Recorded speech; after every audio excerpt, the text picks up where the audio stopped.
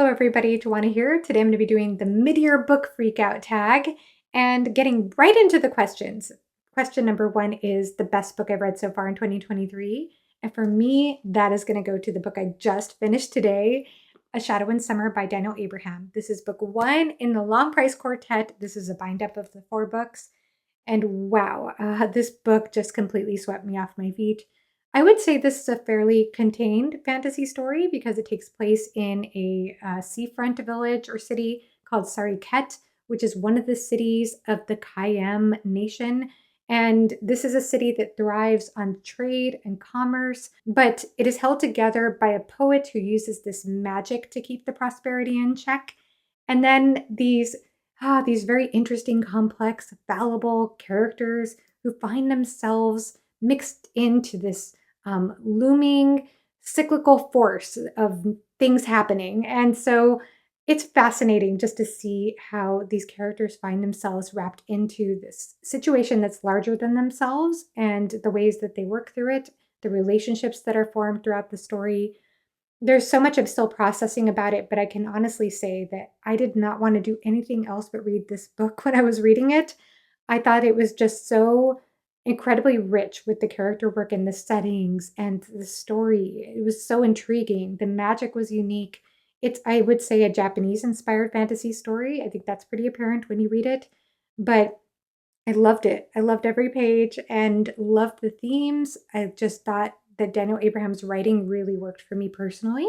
I know it's considered a slower paced book, and this again is why I did my pacing discussion recently, because honestly, I wouldn't have known given that I was just so engrossed. So I look forward to reading on in this quartet, and that is definitely my answer for number 1. The next question is the best sequel I've read so far in 2023, and my answer to that is going to be The Trouble with Peace by Joe Abercrombie. This is book 2 in the Age of Madness trilogy, and I loved this book so much that I ended up doing a whole video on my favorite second books in series, so you could check that out. But this particular book, as it says on the back, we have conspiracy, we have betrayal, we have rebellion, this whole enterprise of war and how it consumes these characters who have different ambitions. So one character who just wants to profit on the whole entire war industry. We have another character who wants to be a hero, and then another character who just wants to do her job and ends up having to make some very difficult choices between sides. And another character who also finds himself in a place of maybe hypocrisy based on his original intentions. I think a lot of your characters actually fall into that category, but in any case, it just was so fascinating just to see the conspiring at play, the character work. It was quite the page turner, I'll say, and pretty exciting events that happen at the end. And of course, in Abercrombie fashion, it's not about if characters will fail or fall, it's how they fail or fall, and the ways that we look at certain fantasy ideals, such as courage and heroicism, and flip those on their head. I loved it, and I really look forward to picking up the 3rd book, which I hope to do soon. The next question is a new release I haven't yet read, and so my answer for that is probably going to be The Book That Wouldn't Burn by Mark Lawrence, just because I've heard such wonderful praise for that book. I do have one friend that didn't love it as much, so that does make me nervous, but I've been really curious about Mark Lawrence as an author for some time. I mentioned him in my mid-year freakout tag last year because I own The Girl and the Stars, and I really want to read that book at some point. But I'm getting the impression from various people that maybe The Book That Wouldn't Burn would be a better starting point for starting with Lawrence. We will see. Number 4 is the anticipated release that I look forward to in the second half of the year. And for me, that's going to be The Return of Edan by Philip Chase, which comes out in September. I especially look forward to getting to this because I love where things left off at the end of The Prophet of Edan, and because Philip has told me that the 3rd book takes some very unconventional turns, which makes me so excited because the unconventional stuff in books 1 and 2 were some of my favorite things ever. So I'm really looking forward to that 3rd book. Then the next question is my biggest disappointment of the year. And I don't think I've had any reading experience that has been a total disappointment, but I'm going to go with The Violin Conspiracy because I think that this particular book has its strengths in illustrating what racism, especially overt racism and inequity, looks like in music. And I highly recommend this book if you're involved in classical music or are a music teacher. Please pick it up because, again, it's so good at outlining those issues. But as far as a mystery suspense thriller book, I thought it fell flat. No pun intended. Well, maybe pun intended. But I feel like the story, it just didn't thrill me. And I thought the mystery was kind of predictable. So I don't think it did much for me as far as that was concerned. But again, I liked it as kind of an educational piece. I thought it was really well written. The next question is the biggest surprise. And for me, I'm going to give that to The Gallant by Jenny Wirtz. This is a prequel novella to The Wars of Light and Shadow. It's about 100 pages and it starts off as a conspiratorial piece slash love story between this gallant, handsome nobleman and this ungainly, unattractive girl, and the romance that blooms, and all of the sweeping fantasy elements that take over, and environmental themes were just so beautifully written and poignant and bittersweet. And I just thought it was powerful. I loved it. I don't know how she was able to pack so much in 100 pages, but I thought it was a beautiful story, a wonderful prequel to the main series. Now, as far as new or new to me author, I feel like I could easily go with Abraham from the Long Price Quartet, except that I did read Leviathan Wakes by that author, and so I think he wouldn't count anyway. But to keep my answers varied anyway, I'm going to go with a different author, and that is going to be Mercedes Lackey, because I binged the Arrows trilogy earlier this year. Now, as I've had some distance from this trilogy, I don't know that this would really work for many modern day readers just because of where the storyline goes in books 2 and 3. Some of the quote unquote plot twists or action scenes or reveals, I don't know that those would be as big a thing, like things you haven't seen before. This was, of course, written in the 80s, keep that in mind. But some of the other things that Mercedes Lackey did, I think, were ahead of its time regarding some of the emotional themes of the story, the way she handled trust and empathy, and the way she weaved those themes into the magic of the story, I thought was so well done. And I instantly fell in love with the main character, Talia. Plus, I loved the representation in this trilogy with same sex relationships and critical views on patriarchy as well as critical views on polygamy. So I loved it. I had a good time. I can't guarantee everyone would love this as much as I did. It does have animal companions in the form of horses. It does have a magical school trope and really great character work, in my opinion.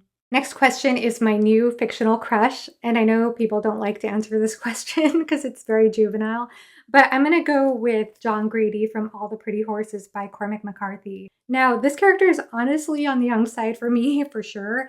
He's in his teen years, his late teen years, but I definitely aged him up in my head because I loved him so much. To me, he felt like an old soul in a young man's body, and I love that combination. He just had a depth to him and a maturity that I felt evolved as I read on in the story. I just thought it was beautifully written, a beautiful character, and I loved All the Pretty Horses. So much so that I was tempted to watch the adaptation, the movie with Matt Damon and Penelope Cruz, and then I talked myself out of it because I just don't want to see Matt Damon in that role because John Grady just has such a special place in my heart in my own imagination's design of him. Newest favorite character? Such a hard question because part of me wants to go with Savine from the Age of Madness trilogy, but I think because it's so fresh in my mind right now after having just read it, yes, recency bias is a thing. Amat Kian from the Long Price Quartet. Amat is very perceptive and cunning, clever. She keeps to herself. And it says right in the first introduction of her that knowing how to speak and what to say was her strength. But I feel like Abraham really shows you that skill with this character. That's a new favorite character for sure. But Savine also, brilliant character, very intelligent, ambitious, and cunning. Okay, now for a book that made me cry, The Prophet of Edan by Philip Chase. The very end, there were a couple of moments that made me tear up, and I wasn't expecting those moments, and they were only just 2 sentences, spaced a little bit apart by a page or two. I read just a couple of these sentences, and it just instantly brought tears to my eyes. So that was very well done on your part, Dr. Fantasy. And then next is a book that made me happy. For that, I think I'm just going to go with A Little Hatred by Joe Abercrombie because goodness, how does Abercrombie not make you happy? Even though it's very cynical and dark humored, I just laughed quite a bit. I had the best time, but also it made me happy because you see certain characters return that you haven't seen in a while. So that made me happy. And of course, being introduced to new characters that are amazing. So that's my answer for that. For the book to film adaptation question, I haven't watched any, but I'll go ahead and shout out the Dragon Prince show on Netflix because I love that show. I caught up on season 4. I don't currently have a Netflix subscription, but I might renew it when the next season comes out because I loved it so much. I love the dad humor. I love the characters. I love the whole storyline and the world building and the representation. And I also love the emotionally intelligent dialogue. I think it's actually pretty well done. So I think it's great for children getting into fantasy, but I think it's great for adults too. I forgot to answer the question about my favorite video I've made so far this year. Well, first I have to mention all the collabs, all the Why Read discussions have been so wonderful and meaningful for me. I've enjoyed every guest I've had on the show so far. And I also have to shout out the pacing discussion I recently had with Jimmy, Murphy, and Alan, plus the Way of Edan discussion we had with Philip. And as for individual videos, then I'm going to have to shout out my Cersei video because I just had so much fun being Cersei and talking about her at the end. And I also personally love my Stoner and Augustus review. Number 14 is the most beautiful book that I've received this year. And I have a few, honestly, but I have to go with the 2 that were gifted to me this year from my friend Philip Chase, which are his 2 books in his series. I feel like I've been the Edan girl here on YouTube, but I'm happy to do so because Philip Chase is a beautiful person. So these books are all the more beautiful to me coming from a beautiful person, a beautiful friend. Number 15 are books that I need to read by the end of the year. Just see my last TBR video, which I'm so behind on. But I do want to wrap up the Age of Madness trilogy. That's going to be a priority. I also, of course, want to read The Return to Edan by Philip Chase. And I also want to read on in the Long Price Quartet. I'm tempted to just put everything aside and read that, honestly. And I also need to finish up my Song of Ice and Fire reread along. I also want to start Aspect Emperor by R. Scott Baker in the fall.